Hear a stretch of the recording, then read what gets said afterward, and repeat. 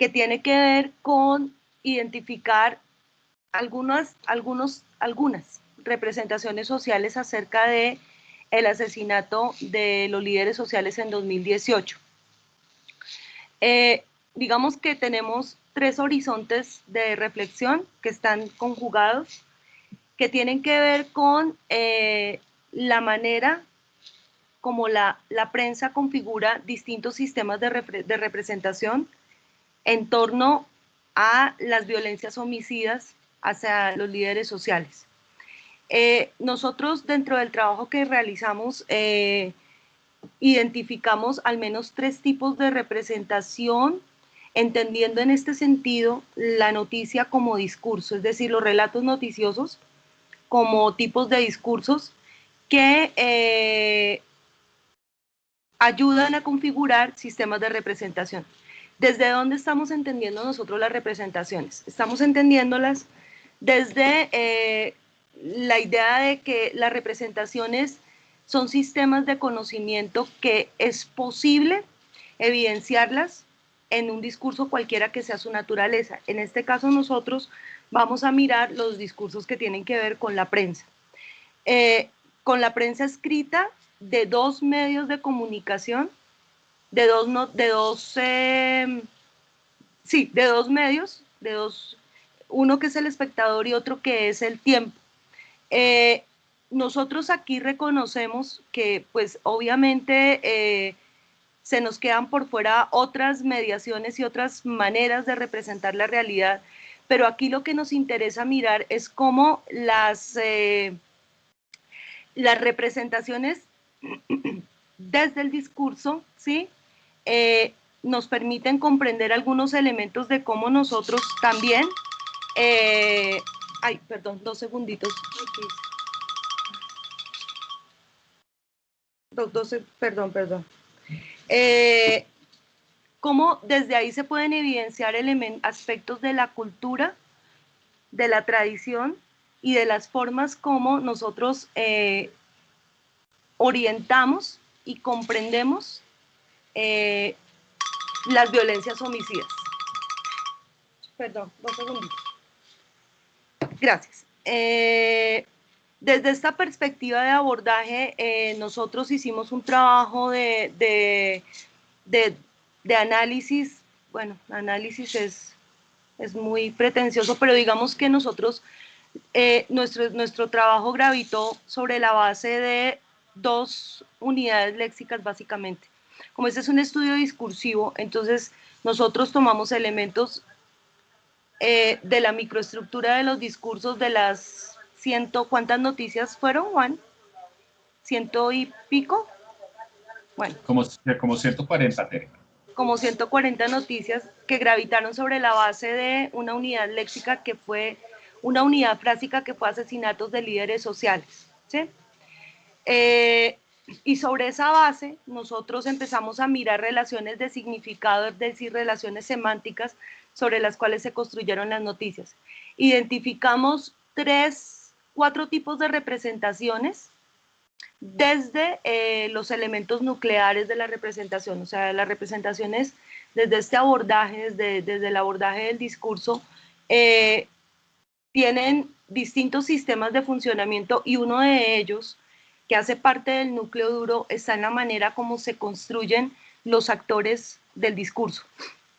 Es decir, de una manera un poco mecánica para poderlo entender, los agentes o pacientes de la acción, y eso está ligado a los verbos. Y sobre esa base nosotros empezamos, bueno, y otro elemento nuclear, es decir, que hace que las representaciones sean estables en el tiempo, no sean de cambio tan rápido. Otro tiene que ver con la construcción de conceptos metafóricos, o sea, de metáforas y de metonimias. Y otro aspecto tiene que ver con las frecuencias en que se mencionan algunos hechos.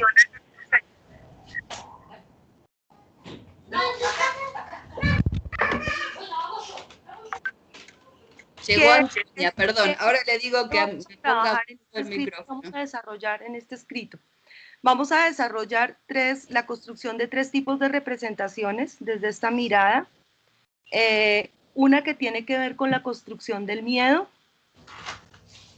otra que tiene que ver con la explicación orgánica del fenómeno de violencia, muy desde la mirada de Arendt, y 3, la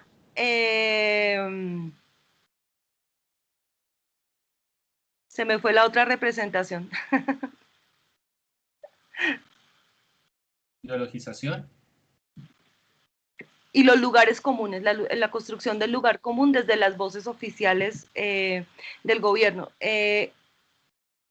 Básicamente vamos a trabajar esos 3 temas desde el trabajo que hemos venido realizando, y lo que encontremos ahorita, que ya lo que hemos visto pues es que es muy similar, pues porque son maneras de concebir los fenómenos violentos hacia los líderes sociales que tienen que ver con la cultura, sobre todo. Juan. Entonces, digamos ese ejercicio que... Dime. Dime, Tere. Juan, no te escuchamos. Ay, no manches. Yo sí lo escucho. Digo, yo también sí lo escucho perfecto, Yo también lo escucho. capaz que sea Tere. Tere, ¿tiene volumen en el computador? Sí, porque está escuchando a los demás. Ahora sí me escuchas, Tere. ¿Fuiste? Hola. Aquí estoy. ¿Me escucha? Nosotros sí. ¿Ustedes me escuchan? Sí, señora. Nosotros te escuchamos a ti, que le escuchamos a Juan perfecto. ¿Sandra está? ¿Karina está? No estás escuchando a nadie. Sí, aquí escuchamos. Es que no tienes sonido. A Juan, a todos, yo escucho a todos bien. Esperen, le marco a Tere a ver qué le pasa. Hola, Tere, no se te... ¿Soy yo? Dale. Vos sos la que no te... No, sigan y ya resuelvo el tema del sonido. Órale. Bueno, entonces, digamos que el ejercicio es como de lo micro hacia lo macro. Perdóname, Juan, que te interrumpa. Como no escucho nada, voy a salir y vuelvo. El ejercicio jugando, digamos, como de lo micro hacia lo macro. Entonces, en ese orden de ideas, digamos, las 3 formas de representaciones que nos plantea Tere, que encontramos en el 2018, que son, digamos, como las que vamos a profundizar para el texto, se relacionan con formas de violencia subjetiva y simbólica. ¿En qué sentido eso? Digamos, muy en la clave de lo que hablamos nosotros hace un par de sesiones, en las que, digamos, la reflexión de Zizek en torno a las violencias estaría ahí presente, que no son las, sino como la violencia. Entonces, esas violencias simbólicas y subjetivas que estábamos rastreando nos da razón para poder, digamos, como evidenciar las formas en que escapamos o se oculta la violencia objetiva. Entonces, en la prensa, esas 2 formas, digamos, discursivas que encontramos, por ejemplo, la del miedo, atañe directamente hacia los, o digamos, actúa directamente sobre los líderes y lideresas, un poco metiendo más miedo de si usted sigue siendo líder o lideresa, lo van a matar, parce. O sea, es un poco lo que hemos encontrado en esa forma de discurso, porque es todo el tiempo el miedo a que hay una muerte que sí o sí va a actuar sobre los líderes y lideresas, porque no hay quien los defienda, que tiene que ver con los lugares comunes también. Los lugares comunes comienzan a jugar un poco con todas las ideas de el Estado va a solucionar, el Estado y las instituciones van a velar por la seguridad. Y en la biologización estamos un poco ya en el campo de la violencia simbólica en la medida que es una forma donde ya no hay un actor reconocible, ya no hay un sujeto específico, sino que la muerte, el asesinato, se va transformando como en un sujeto autónomo que tiene capacidad de agencia. Entonces, con esas 3, digamos, haciendo la relación con lo de Zizek, lo que vamos a camellar en el texto es la forma en que se oculta la violencia objetiva que, digamos, está allí presente en términos de la violencia homicida. Y esa violencia objetiva la fuimos rastreando con las bases de datos que les habíamos contado, que ya están en un repositorio. No sé si yo les pasé la dirección del repositorio por si quieren ver esa base. Si no me avisan y yo se las paso. Donde hicimos todo el rastreo de líderes asesinados en 2018 y de 2020 está un poquito, se puede decir, atrasada, porque, pues, digamos, vidas silenciadas. Prenda. Esperen un segundo.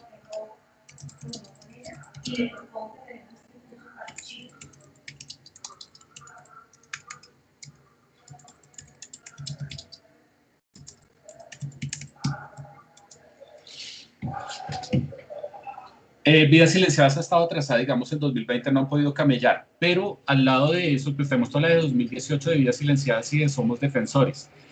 Con el ejercicio que hicimos con esas bases fue la de buscar rastrear quiénes se benefician, ya no desde el discurso de la prensa, sino, digamos, económica y políticamente quiénes se pueden beneficiar de esto. Hay un lío en ese punto y es que no podemos poner nombres, y eso lo hemos hablado mucho con Tere porque, digamos, es muy fácil caer, digamos, como en ese, comillas, lugar común de decir que se beneficia el sistema, y el sistema es todo y es nada a la vez, sino, digamos, tratando de reconocer quienes se benefician son unos grupos de políticos específicos y unos grupos económicos específicos. No podemos poner el nombre porque entonces en ese punto ya pasaría la investigación a ser un poco casi como de orden penal, diciendo, pues, digamos, acusando a, no sé, a EPM de los beneficios que ha obtenido a partir del asesinato de los líderes que actúan en torno a toda la construcción de Hidroituango.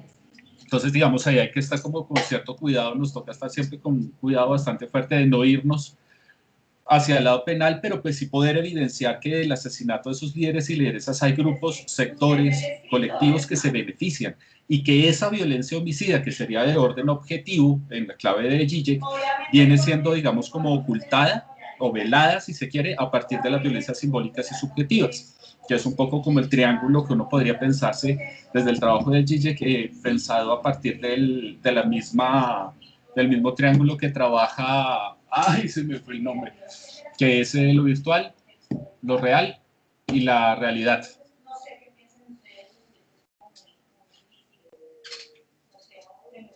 Lacan, gracias. Lacan, gracias. Muchas gracias. Entonces es, digamos, como viene de Lacan, lo trabaja Zizek, está ese triángulo, entonces el artículo lo que quiere mostrar es justamente cómo esas representaciones que estarían aquí arriba nos funcionan es como forma de escape de lo real, estableciendo el espacio de la realidad y nos ocultan esa violencia homicida que reproduce el sistema en últimas, que volveríamos ahí un poco, que es otro debate que tenemos todavía muy abierto, que es la idea de trabajar las víctimas como la basura que produce el sistema o como víctimas necesarias para que el sistema pueda seguir encauzado en su proceso de desarrollo y de progreso, que es un poco el triángulo que venimos trabajando con Tere para hacer el documento. Todo esto viene, digamos, de 2018, el trabajo que hicimos sobre la prensa de 2018 el año pasado, y de ese ya hay, digamos, como todo un manuscrito mucho más extenso. La idea es tomar esto y poderlo, digamos, como reducir en el buen sentido de la palabra para que quede en un capítulo de forma clara, contundente y coherente. Pero, digamos, la clave está en poder consolidar esas relaciones de cómo se oculta esa violencia en el caso colombiano, para garantizar en últimas es la reproducción del sistema político y económico, vale decir, en el sistema político la distribución del poder. Es decir, que los grupos hegemónicos en las tierras, por ejemplo en el Cauca, tipo los senadores que representan al Cauca por parte del centro demoniático, mantengan esas formas de poder en ese territorio, que ahí es donde uno comienza a ver, digamos, justamente cómo cada vez que se asesinan líderes y se apagan voces que están, digamos, pujando por el espacio público político, quienes se van a beneficiar son aquellos que, digamos, como que, por ejemplo, una senadora que plantea que el Cauca debería estar separado en dos, uno para los indígenas y otro para los blancos, para evitar más problemas. Entonces, por ejemplo, ella se vería como beneficiada de la ausencia de esas voces de los líderes y lideresas del Cauca. En el caso de Hidroituango, cada vez que se ha callado una voz de protesta y donde se están dejando en evidencia los problemas que genera Hidroituango, términos ecológicos, políticos, sociales, pues quien se beneficia al final es la EPM, que terminó haciendo el proyecto por encima de varios y varias líderes y lideresas asesinados y asesinadas. Entonces, un poco el ejercicio va es, digamos, el foco va en ese triángulo, y en las partes de arriba, en el eje de arriba, pues está consolidado todo el tema de representaciones sociales, como bien lo dijo Tere al principio, como una forma de conocimiento que culturalmente comienza a ser cada vez más arraigado. Entonces, ahí entiendo uno perfecto la frase de mataron a tal y qué estaba haciendo para que lo mataran. No, es que es como la forma de entender perfecto esto, que es, pues es que si usted se pone a cuidar, a velar por temas de derechos, pues loco, lo van a matar, no hay de otra. Es como si se naturalizara el proceso de violencia homicida en torno a las personas que levantan su voz en procesos de este orden en Colombia. Entonces, un poco eso, Tere. No, pues es que frente a eso que tú estás diciendo, una de las cosas que nos llama la atención de lo que hemos encontrado en las configuraciones, en lo que plantea la prensa, tiene que ver mucho con la idea de la víctima propiciatoria, y esto pues es víctima propiciatoria en la medida en que se lo buscó, y con esto pues hay unos elementos que lo ponen a uno a pensar en términos de las luchas, ¿sí? El que luche, pues se busca que lo maten, ¿sí? Esa es una cognición muy fuerte que uno encuentra en, el, en las noticias, en las 100 y pico noticias abordadas, y otra que tiene que ver con algunas asociaciones que se hace de la lucha, de las luchas en los territorios, en relación con otras, otras acciones distintas a la de la lucha. Nosotros lo que más recordamos es una noticia que habla del líder social de Soacha, que era abusador, pero digamos que la noticia está muy encaminada a mostrar que esa persona que era líder social era abusador. Y otra que tiene que ver, creo que encontramos 3 o 4 noticias referenciadas al tema de las mujeres, ¿sí?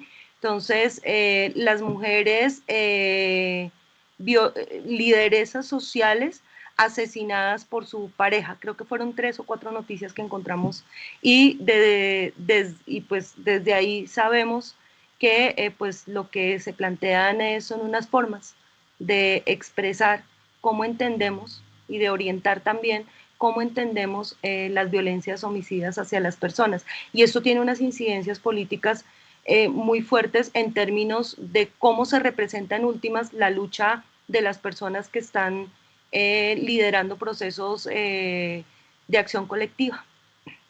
No sé si vayas a agregar algo más. No, Tere. Ahí está, digamos, un poco el ejercicio. Básicamente el ejercicio que estamos haciendo es ese, sobre la base de lo que tenemos, de lo que trabajamos en la investigación.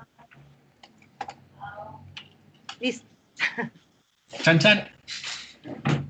Buenísimo, buenísimo, chicos. No sé si van a hacer comentarios. ¿Quién quiere empezar? A mí me pareció súper interesante, está muy bueno. Miriam, que tiene el mismo tema. Ajá, me gustó mucho porque sí, es un enfoque que no lo tengo para nada, pero que me parece súper interesante, así como el discurso, o sea, de qué manera un poco está surgiendo, me parece, de su análisis, de qué manera la misma prensa está deslegitimando la lucha social y legitimando el asesinato, ¿no es cierto? Aquí no lo he trabajado, pero me he encontrado con algo similar respecto al asesinato en sí. Más allá de los líderes, a quien muera, inmediatamente te ponen, tenía antecedentes penales, ¿no? No saben ni siquiera quién es el muerto, no se hizo ningún tipo de averiguación ni nada, entonces te dice, murieron tantos, 7 personas, de los cuales 5 tenían antecedentes penales, y uno tiene que inferir que los otros 2, pues si estaban con ellos, ¿verdad? Estaban delinquiendo también.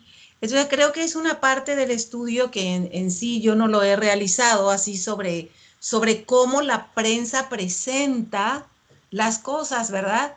Y me parece re interesante lo que están haciendo, porque sí, yo he visto con tantas noticias, tantos años que estamos haciendo, que hay un modo específico en que la prensa produce la noticia y con ello la legitimación de los asesinatos.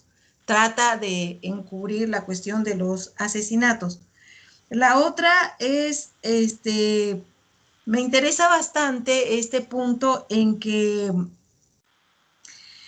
ustedes quieren ver detrás de esas 140 noticias, que estoy suponiendo que son mínimo 140 asesinatos, ¿verdad? Son acciones de asesinato, ¿verdad? ¿O no? Pero digamos, son acciones de asesinatos, pero no todos, no son 140 realmente, Son porque más. puede ser, son menos. Es decir, en las noticias aparecen, se pueden rastrear nombres directos como de 20 líderes o lideresas. En esas ciento y tantas notas Ese hay es como un 20 tema. nombres. Pero la base que armamos nosotros de asesinatos de líderes y lideresas de ese año es de más de 190 personas. Claro, es que Entonces, ese es un hallazgo, ese es una, digamos, una cosa que nos pone, digamos, para reflexionarla, más bien para comprenderla. Puede ser que en los dos medios hayamos encontrado 3 noticias del mismo asesinato, ¿sí? Es decir, obviamente tampoco estamos, digamos, no nos interesa mirar que la prensa tenga que cubrir todo, no se trata de reducir la cosa a ello, sino que precisamente el cotejo de alguna manera, si se puede llamar de esa manera, se hizo con las otras bases de datos para mirar elementos de ocultamiento, es decir, no se registra todo, todos los asesinatos, ¿sí? Pero se reiteran algunos. ¿Y qué hacen en ese caso? Por ejemplo, en la base de datos, ¿mantienen el conteo doble o triple que haya aparecido o seleccionan uno? Lo que pasa es que nosotros no estamos mirando por Acción. conteo, sino estamos mirando por maneras como Rep- se construyen a los actores. Ok, ya está perfecto. O sea, ¿Cómo representan, por ejemplo, Miriam, pudo suceder que en el caso de Temístocles Machado, que fue un caso sonadísimo, en ese caso hayamos encontrado por lo menos unas 5 noticias en los dos ya, corpus, ¿sí? A sí, sí. nosotros lo que nos interesa mirar son las maneras como se construye sintáctica y semánticamente la noticia para después Perfecto. ponerla en lectura desde la pragmática, es decir, desde el contexto, por decirlo de alguna manera reducida. Ok, ¿y ustedes cómo buscan? La parte que me interesa, si se puede profundizar, es la significación del contexto de ese discurso en términos de, en realidad me parece que ustedes buscan entender también por qué los mataron, ¿verdad? La significación de esos asesinatos, qué significación le da la prensa, pero me pareció entender por Juan que también ustedes buscan la significación real del asesinato para contrarrestar con la significación simbólica que se construyó desde la prensa y ver esa distancia. ¿Estoy bien? sí, señora. Ok. Sí. Esa significación real del asesinato,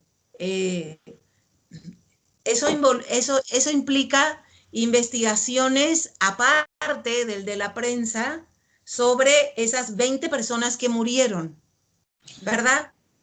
Y entonces, bueno, esa parte cómo la realizan o cómo se hace, etcétera. O sea, Esa, porque ahí es donde ya tienes eso de la violencia, o sea, es objetiva. para desnudar esa violencia objetiva, ¿verdad? En cambio, yo parto al revés. La muerte para mí es la violencia objetiva. Pero bueno, vamos. Pues Sí. mira, digamos, para hacer ese ejercicio es justamente donde nos valimos de la base de datos, del sistema Ok. de datos realmente que tiene vidas silenciadas en línea.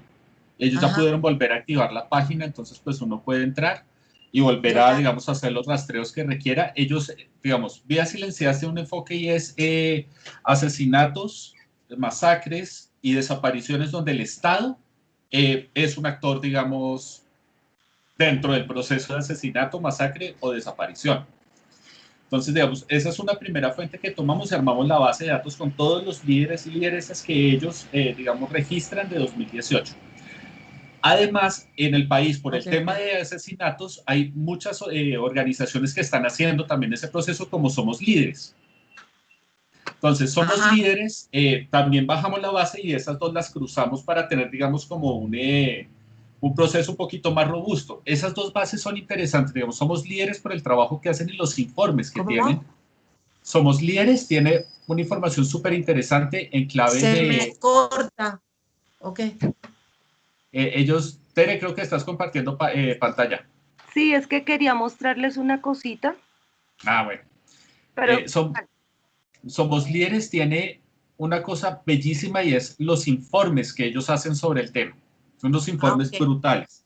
Y en el caso de Vidas Silenciadas, el equipo de Vidas Silenciadas hace un trabajo muy bacano porque, digamos, no solamente le cuentan a uno quién es el que murió, en dónde murió, la fecha, etcétera, sino que hacen un registro del evento y ponen fuentes locales. Entonces uno ahí puede rastrear los medios ¡Ay, qué lujo! comunitarios y locales en los que uno puede rastrear la noticia. Entonces, a partir de la lectura de todo esto, comenzamos como, bueno, este líder hacía parte de qué tipo de organización. O sea, no, hombre. hay un punto como de, los asesinados fue por la organización. Esa organización, qué tipo de luchas tenía, en qué territorio tenía la lucha, y ahí empezamos a hacer categorías emergentes con la base de ciento y tantos asesinatos para poder, digamos, desde las categorías emergentes juntando para armar un esquema donde podemos, digamos, como plantear, mire, hay dos puntos, digamos, como de lucha muy fuerte por parte de los líderes y lideresas. Uno es digamos, la lucha o la puja por el espacio público político, y el otro tiene que ver con el tema de tierras en el país, que es un poco también lo de despojo que hemos hablado varias veces aquí en el grupo. Porque ahí hay, digamos, por ejemplo, representantes de víctimas que están en todo el tema de restitución de tierras. A esa gente le dan durísimo. A los campesinos y a los indígenas que están peleando, por ejemplo, por las autonomías dentro de los resguardos indígenas o dentro de lo que hay otra imagen, ahorita se me va de organización campesina, que también les dan durísimo. Entonces dice uno como, loco, todos los que se preocupan por generar autonomías o recuperar tierras que fueron quitadas por medio de la violencia, les dan duro. O sea, es un ejercicio de mantener la distribución de la tierra en el país por un lado y por el otro de garantizar que nadie se meta en el espacio público político. Pero el ejercicio fue, como te digo, partir desde las noticias de los medios locales, etcétera, y empezarlo a como agrupar y a buscar qué elementos hay en común. Zonas de reserva campesina. Muchas gracias, Carlos. Entonces, ahí es donde va encontrando uno todo el tiempo como esos contactos y dice uno, claro, ahí hay unos intereses en el asesinato de estos sujetos. No es que los asesinen porque hay lío de faldas. Hay, en el caso de Temístocles Machado, por ejemplo, decían que era porque el sobrino quería matarlo para heredar una tienda que él tiene en Buenaventura. Entonces comienzan a generarse como esos relatos donde se justifica el asesinato de los sujetos. Lo que nosotros queríamos mostrar era que con ese ejercicio de las bases amplias de todos estos asesinatos es que detrás de ese asesinato, así el sobrino herede la tienda, así como nos pasó en Soacha, el tipo sea un abusador, etcétera, etcétera, hay una condición estructural y sistemática del asesinato de estos hombres y mujeres. Entonces, por ejemplo, ahí hay... ¿Sí? Camilo y María Teresa, primero buenas, perdón. Hola. Che, no, porque está bueno el comentario que hiciste antes, que ustedes no van a hacer la reconstrucción penal del asunto. Digo porque todo esto supone acusar, una acusación, digamos, directa, lo cual, digamos, está bueno, en la cual todos compartimos, pero cómo construir la redacción de tal manera que no, digamos, que ser cuidadoso con eso porque supongo que les va a generar problemas. Es decir, porque de sujeto... Entonces fue... Se escucha como un camión, ¿no? Sí. Como por dentro un tubo te estaba escuchando yo. No, de nuevo, que cómo hacer en la redacción o ser muy cuidadosos en la redacción, digo por un cuidado de seguridad individual, que porque así como los escucho es una acusación directa de los asesinatos de estas personas. Entonces, ¿cómo hacen en la redacción cuidadosos para protegerse ustedes de no entrar en este tipo de acusación? ¿No? Como variables sociológicas, digamos, darlo a entender como, bueno, acá hay una regularidad que permite dar cuenta de una relación estructural y no decir, bueno, no sé si me logro explicar. Sí, lo que pasa es que nosotros... Me preocupa su seguridad. No sé cómo la van a... No, porque a nosotros no nos interesa, o sea, nosotros estamos mirando el fenómeno discursivo en clave de lo que hay en las noticias, ¿sí? Por un lado.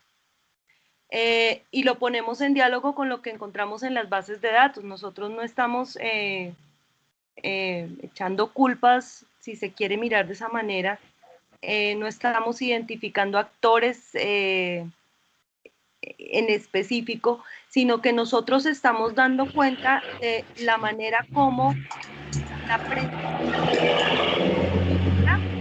sistemas de conocimiento en torno al fenómeno de violencia sobre los líderes sociales en ese año y en este. ¿Sí?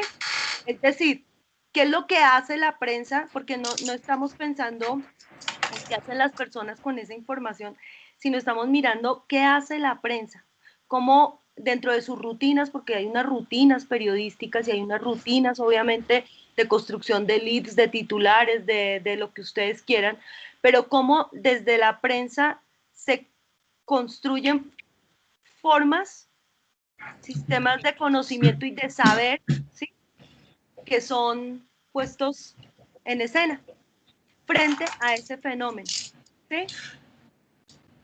Claro, y por el otro lado, digamos, sí hay una categoría, digamos, de orden sociológico que ahí va apareciendo todo el tiempo, en la reproducción del sistema.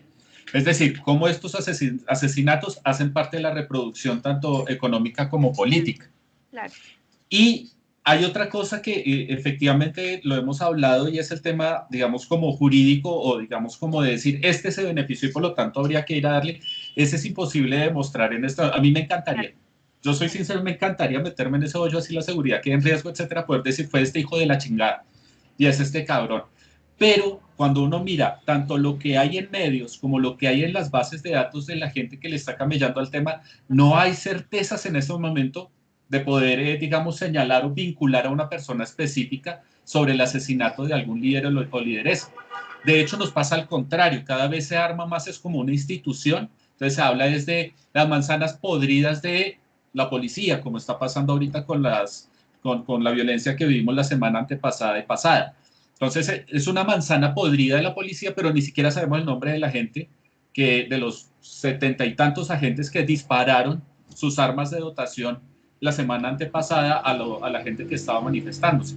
Pero no sabemos los nombres, sabemos, o sea, cómo se arma de nuevo. Volvemos a la idea de esa violencia simbólica que construye un sujeto que no podemos asir, la manzana podrida, y que oculta cómo efectivamente la policía está cuidando son unos intereses más amplios y que les va a valer madres el sujeto que está, digamos, en la calle ejerciendo sus derechos. Entonces, aunque quisiéramos, no podemos, digamos, como dar razón. Carlos quería decir algo. Ya, sí, mira, Stuart Hall dice que los sistemas de representación, la representación entendida como sistema, pues tiene una doble connotación. Por una parte, digamos, de carácter efectivamente cognitivo, es decir, como un sistema que jerarquiza, que ordena, que organiza el mundo y que organiza la relación entre la imagen mental y la cosa a través del lenguaje, ¿cierto? Y, digamos, organiza de esa manera la episteme a partir de matrices epistémicas de continuidad, de semejanza, de diferencia, etc. Pero dice también que la representación en cuanto sistema es una práctica de significación. Y que es una práctica de significación que está inscrita en unas prácticas sociales. Entonces, digamos, yo creo que si uno no pierde de vista esa doble cara como yin y yang, no como un dualismo ontológico, sino como un yin y yang del sistema de representación, pues a mí me parece que por ese lado nos evitamos, digamos, ese esfuerzo, ¿no?, por lo subjetivo versus lo objetivo, lo simbólico versus la práctica, etcétera, porque es que, digamos, la representación es a su vez una práctica, digamos, ella misma es una práctica de producción de significado, pero también una práctica social. Entonces, creo que, digamos, sería interesante poder juntar ahí, no sé si hayan trabajado a Stuart Hall en los sistemas de representación, que me parece muy interesante. La perspectiva de él es viejita, ya la el texto tiene ya sus buenos años, pero me parece que hay unas apuestas interesantes. Gracias, Carlos. Sí, no, yo olvidé al comienzo plantear, nosotros no tomamos a Hall, tomamos, digamos, la tradición de trabajo de los SD desde la psicología social, entendiendo eso que tú estás planteando, las representaciones son prácticas y son cogniciones. Nosotros lo tomamos a partir del trabajo, pues, del trabajo que ha hecho Van Dyck, tomando los elementos de Moscovici y tratando de desentrañar eso en los discursos noticiosos. Van Dyck lo ha hecho muy fuertemente con el discurso racista. Neila aquí lo ha hecho mucho con el tema de impunidad y con el tema de pobreza, ¿sí? Y nosotros digamos que nos hemos movido desde esa mirada, pero sí vale la pena, claro, vale la pena echarle una mirada a Hall para mirar eso que tú estás diciendo, porque sí, nosotros digamos que tenemos, entendemos eso, ¿sí? Y es una pulsión que nos, digamos, es una cosa que tenemos que revisar muy bien en el trabajo, que lo estamos haciendo, de hecho. En clave de eso que tú estás planteando. Muchas gracias. ¿Quieren preguntar Miriam, Antonia y Sandra? ¿Quién? ¿Va Sandra primero? Dale, va Sandra. No, que me parece que lo que decía Carlos, que es hacia donde nosotros esperamos poder participar en 15 días, es esa otra dimensión, pero me parece que en el trabajo de Tere y de Juan Camilo hay una captación de las representaciones y ese es el ejercicio. O sea, lo que entiendo, a ver si lo entiendo bien, es que, por ejemplo, los ejemplos que ponen de Temistlo, que si esos no van a figurar así, literalmente, como denuncian el trabajo, sino lo que hay es una lectura de cuáles son las representaciones, digamos, nucleares, el sistema nuclear y el sistema periférico, me imagino, de las representaciones, y eso en conjunto, cómo articula una lectura, digamos, no solo de los medios, sino también del país, frente a la interpretación que se hace de la lectura del asesinato de líderes. Y me parece que ese tránsito es clave, y no sé si me estoy equivocando, porque es un poco como mostrar que hay una construcción, que termina construyéndose una representación más general en la sociedad colombiana a partir de unas operaciones, digamos, discursivas y de construcción de sentido que hacen los medios en torno a eso. Entonces mi pregunta era un poco como seguramente no será tan homogénea, o sea, ¿cuáles son los bloques grandes de la representación? ¿Cuáles son las cogniciones o el núcleo y el sistema periférico? No sé cómo lo estén explicando, de esa representación que seguramente no es tan monolítica, y si han visto contradicciones en esas formas de representación. Poco para tener claro el panorama de qué es lo que ustedes han ido indagando y qué es lo que han encontrado frente a eso. O sea, teniendo en cuenta que efectivamente reconocer la construcción de las representaciones como práctica, es decir, no separar la práctica social, porque la representación en sí misma, como bien dice Carlos, es una práctica social, pero termino de tratar de cerrar el enredo que me hice, pero analíticamente sí hacen ustedes una división entre lo representacional y la práctica. No van a dar cuenta de las prácticas, es mi pregunta, mejor dicho, o sí. No, es que nosotros partimos de entender que los discursos, el discurso noticioso, la prensa, el discurso de la prensa,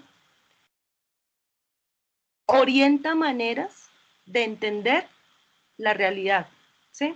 Orienta.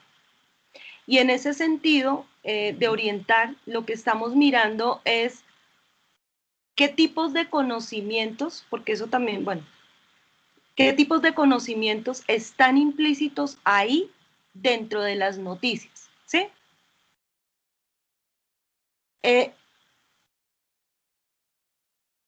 Casi que podríamos decir respecto de la pregunta que plantea Sandra, que me parece importante, que hay un sistema de conocimientos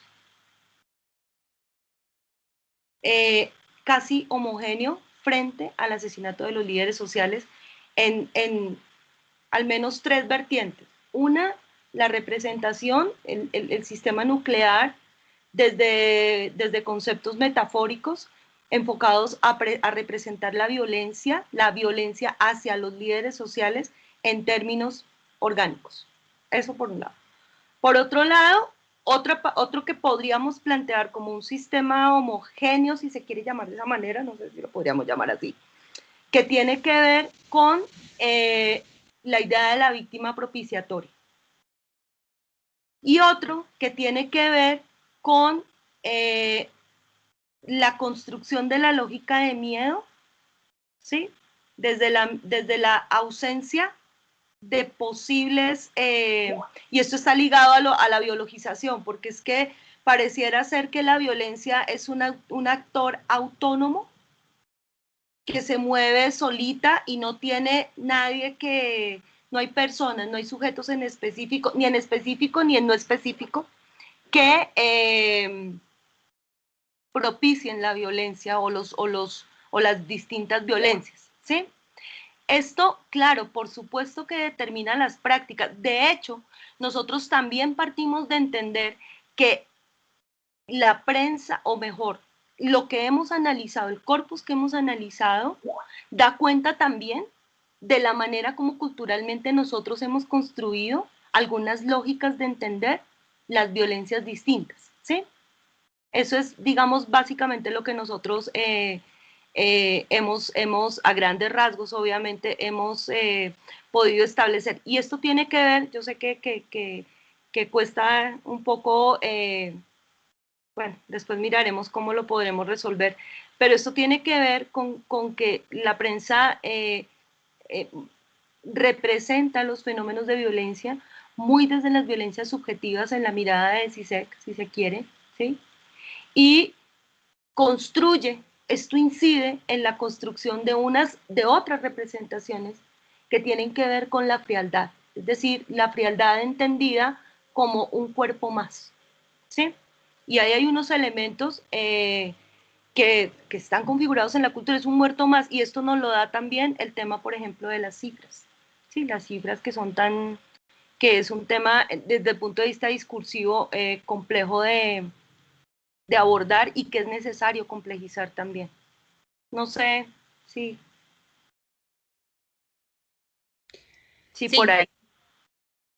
Le voy a dar la palabra a quien más quería. Antonia y Miriam. ¿Sí? ¿Te dejo para el último, Miriam, o querés ahora? Porque a Miriam había dicho primero. Estaba Miriam primero. Da igual, si quieres, puede ser, ¿no? No importa. Bueno, ok, ya. Bueno, yo soy muy simple.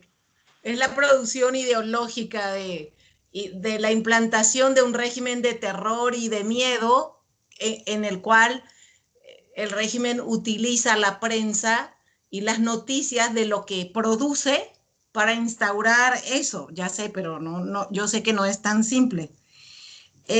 Digamos, pero a mí me gusta esa postura que tiene Juan Camilo, en que dice, ¿y por qué no voy a desnudar a los sujetos que lo producen? O sea, además de hacer este ejercicio de lo que es la representación social de la noticia, ¿por qué diablos no tengo que saber eso? Exacto.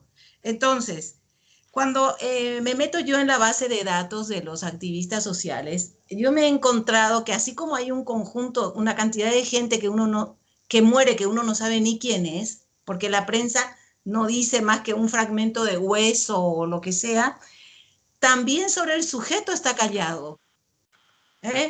O sea, sobre el sujeto que realiza esa violencia no se tienen todas las noticias que uno quisiera.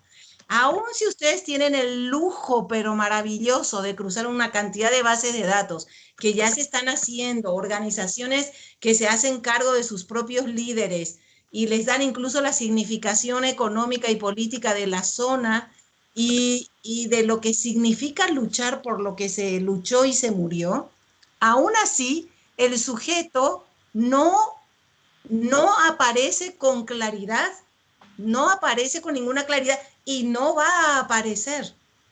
No va a aparecer justamente porque, como dicen ustedes, una gran cantidad de muertos provienen del mismo Estado, de los diferentes aparatos del Estado. ¿Y por qué es un cierto aparato? Puede ser el judicial, puede ser el policial, puede ser el del ejército, puede ser Fuerzas Armadas combinadas, pueden ser Fuerzas Armadas combinadas legales e ilegales. Bueno, es lo que nosotros hemos encontrado de este lado y le hemos tratado de abordar de cierta manera, ¿no? De cierta manera. Claro, bueno, ya he leído a Balibar, chicos, como ven. Nosotros también. De la frialdad, de todo eso. Entonces, claro, como yo utilizo lo mismo que produzco para generar terror, es verdad. Pero yo creo que justamente la investigación nos da la posibilidad, un poco como estaba diciendo Juan, de ir desarmando, de ir evidenciando o de ir, ¿cómo decir?, atacando el fetichismo de la noticia para ir llegando al fondo, al corazón y poder ir reconociendo las estrategias. Porque la pregunta aquí es, ¿por qué en este momento se necesita el asesinato de esas víctimas de una manera no tan igual a antes? Es decir, un poco la hipótesis con la que yo me estoy moviendo a partir de todos estos años es, ha habido siempre una violencia tradicional por parte del Estado. A esa se sobrepuso otra nueva o varias nuevas. ¿A qué obedece? ¿Por qué? ¿Por qué hay esa necesidad? No es simplemente por los intereses específicos, locales o regionales, territoriales, económicos, sociales y políticos.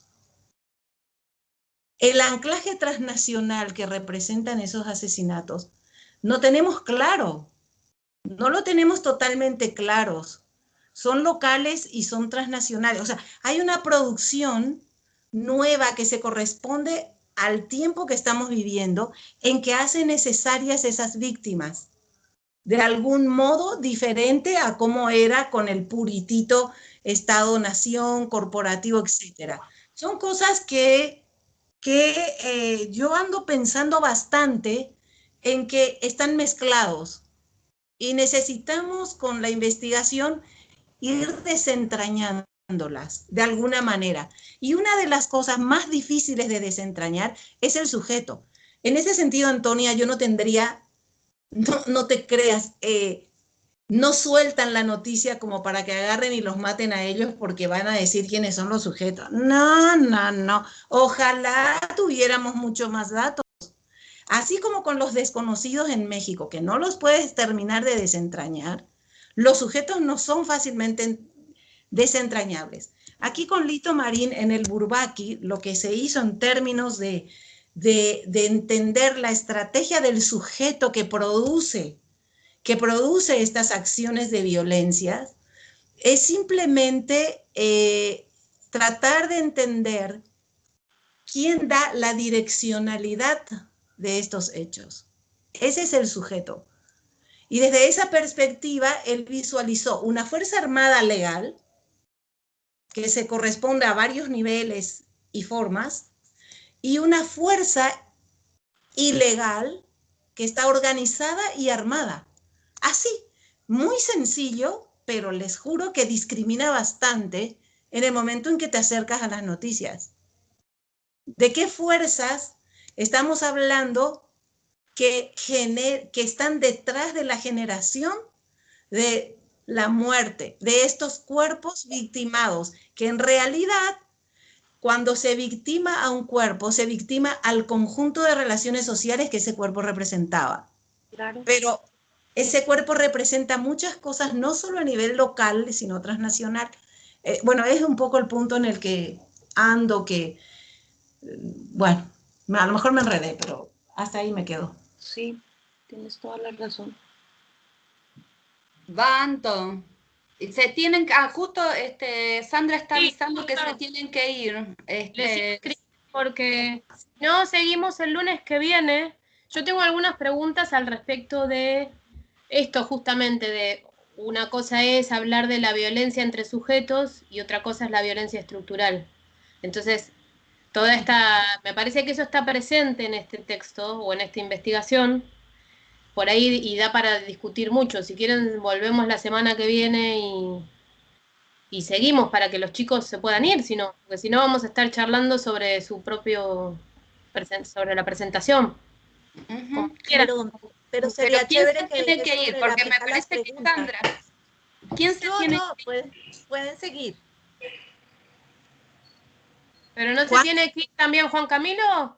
Sí, en teoría yo también tengo que ir a trabajar. Ok, entonces sí, lo cortamos acá. Parece luego- que el lunes que viene charlamos aunque sea media hora, sobre el texto y después la O otra una semana. les voto un Sí es dato. importante. Sí es importante esta dicotomía entre lo estructural y las representaciones, que a mí me parece que nos estamos haciendo mucha bola y que Sí. deberíamos darle una vuelta buena porque no son contradictorios, pero si no lo agarramos bien, me parece que sí estamos como sintiendo que, ¿no? En esto de las representaciones y la estructura, lo objetivo y lo subjetivo, hay que darle una vuelta de tuerca y amarrarlo. Yo creo que si Sobre lo todo logramos para ver si estamos hablando de lo mismo, porque me parece que por ahí estamos usando los mismos nombres y refiriendo a fenómenos diferentes. O al revés. o al revés, el mismo fenómeno con distintos nombres, pero habría que revisar cuándo el nombre es distinto o cuándo la episteme que hay detrás. O sea, la cuestión no más ontológica, más es diferente. En eso sí hay que tener cuidado. Y sí está bueno, yo estoy de acuerdo con Antonia. Está ¿Les bien. parece la semana que viene lo hacemos o lo dejamos a 15 días? Digo, para no darle continuidad a este No, el texto. lunes, dale. Si podemos. Listo, entonces, como quieran, yo no tengo problema. Ustedes, chicos, Camilo y Tere. Sí, yo cuadro. Bueno, dale. Lunes Yo próximo, creo que sí 9 de puedo la también. mañana en Nosotros- México, Colombia y así sucesivamente. Y el otro lunes serían las intervenciones de Carlos y Sandra, ¿no? que Sí, lo sí. que quería decir justamente es que con Carlos hemos estado tratando de trabajar esto desde ese lugar. Habíamos quedado en lo de la subjetividad, las prácticas, y eso seguramente le aporte mucho a esa discusión. Lo que no sé si alcancemos para la semana entrante o para dentro de 15 días. A mí me gustaría que fuera para dentro de 15 días porque esta semana estamos realmente muy del cuello. Sí, pero es que la Entonces, no propuesta sé. es precisamente que continuemos media horita en 8 días con lo de Juan Camilo y María T. Y en Sí. 15 días vamos nosotros. Ah, Exacto. perfecto, listo. Listo. Bien, Ese sería el... súper. Mm. Listo, muchas gracias por dejarnos ver lo que uno a veces no ve. No, gracias a ustedes. Estuvo Vale, genial. Está chévere. No, Adiós. adiós. cuídense, bonita semana. Muchas gracias, cuídense. Gracias. Gracias. Adiós. Bueno, chao.